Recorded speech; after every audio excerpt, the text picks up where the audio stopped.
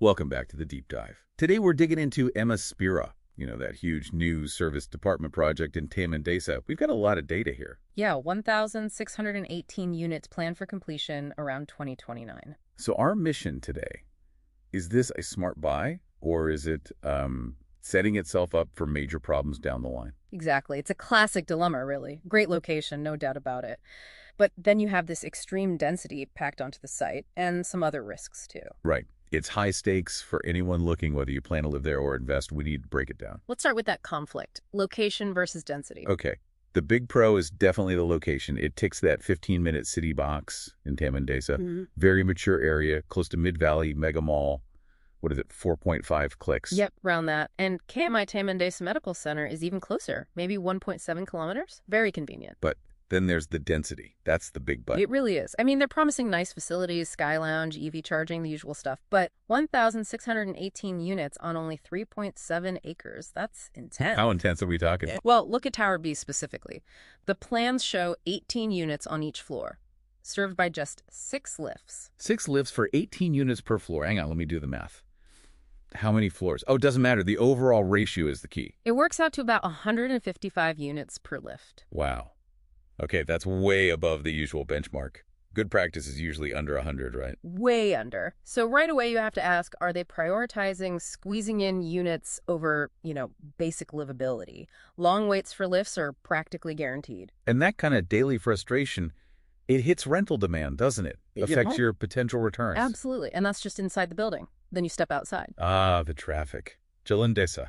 It's already notorious for gridlock, especially during peak hours. Now, imagine adding M Aspira's, say, 1,600 households. Plus, there's another project right next door, isn't there? Yeah, around 800 units. So combined, over 2,400 new households potentially pouring onto those roads. Precisely. The local community is already protesting quite loudly about this. It's a major concern. Okay, so this external congestion bleeds directly into the investor side of things. Let's talk red flags for investors. The first one is kind of subtle, hidden in the title. The entry price looks okay, starting around RM 452,000. Seems accessible. But it's a commercial title under the Housing Development Act, the HDA. Okay, HDA gives protections, but commercial title usually means higher costs. You're looking at non-subsidized rates for utilities, electricity, water, and potentially higher assessment taxes, too. So that eats into your yield. Significantly, we ran the numbers. A plausible, maybe slightly optimistic 6% gross yield. Those higher operating costs could easily knock it down closer to 4% net, and that's before your loan costs. Ouch. Okay, red flag number 1. What else? The sales figures are confusing. The developer talks about 3,000 registrations of interest. Sounds great. Sounds like huge demand. But then you look at third-party data. As of August 2025, which was about 9 months after the official launch, the actual absorption rate, the number of signed deals, was apparently only around 5%. 5%, that's low. A huge gap between interest and actual buyers putting money down. It raises serious questions, doesn't it? About market acceptance, future resale value, even the potential for auction units down the road if owners struggle. And there's another issue nearby, physically lowering the ceiling on value. Right, the adjacency risk. M Aspira is being built right next to an affordable housing scheme, Residency Surya Madani. About 800 units, with prices fixed by regulation at RM 200,000. So having RM 200K units right next door inevitably caps how much of a premium M Aspira can command, regardless of its facilities. It certainly makes achieving a significant premium much harder. Okay, so we have internal density issues, external traffic nightmares, hidden costs, slow sales, and adjacency risk.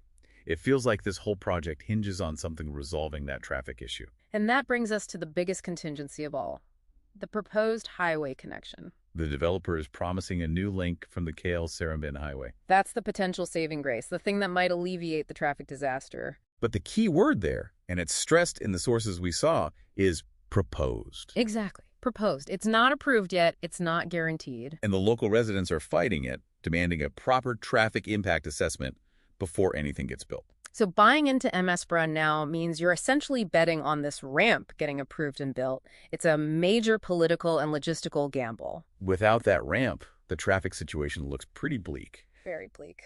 So wrapping this up, our verdict. M Aspira looks like a high-risk proposition. For owner-occupiers, the density and potential traffic are serious lifestyle compromises. For investors, the commercial title costs, slow sales, and that huge infrastructure uncertainty really undermine the potential returns. The risks just seem disproportionate right now. I agree. So, final thought for you, the listener. If you're keen on Taman Desa, and it is a great location, maybe consider alternatives mentioned in the market reports that don't carry these specific burdens. Projects like the Hipster, which has a residential title and lower entry price point. Or something like Otis Residence, it's freehold, much lower density. Right. These might offer more stability than pinning your hopes on a proposed highway ramp that might never materialize. Something to think about.